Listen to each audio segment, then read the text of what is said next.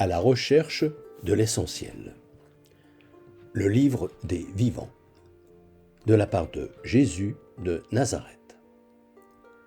L'Eucharistie, c'est d'abord le pain du partage.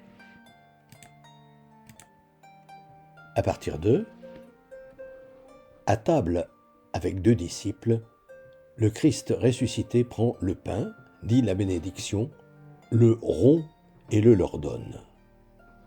Leurs yeux s'ouvrent. Ils le reconnaissent. Mes yeux aussi s'ouvrent. Je m'étais imaginé jusque-là que les disciples d'Emmaüs reconnaissent Jésus quand il prononce « Ceci est mon corps, ceci est mon sang ».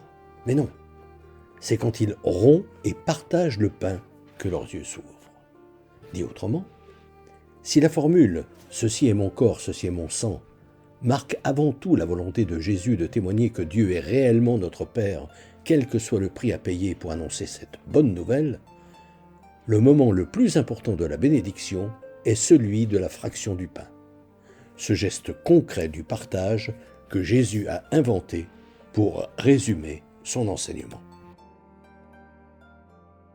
Ce geste qu'avaient apparemment oublié les pèlerins d'Emmaüs, mais qu'il leur revient d'un coup quand Jésus, qu'ils n'ont pas reconnu, rompt le pain et le partage.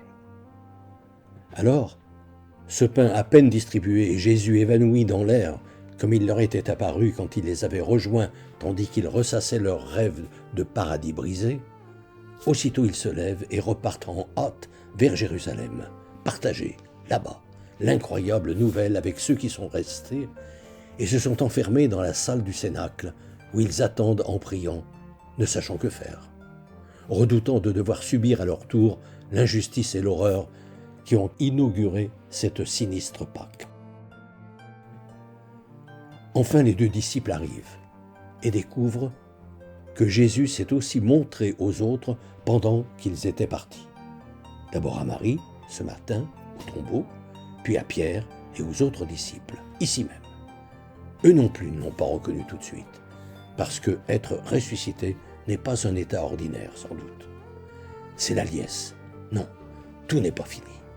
Au contraire, tout commence. À la semaine prochaine. Fraternellement. Depuis des années, environ 1 fois par mois, j'envoie une lettre d'information spirituelle à tout mon carnet d'adresses. Le thème du moment est, depuis janvier 2019, être chrétien, ça veut dire quoi ?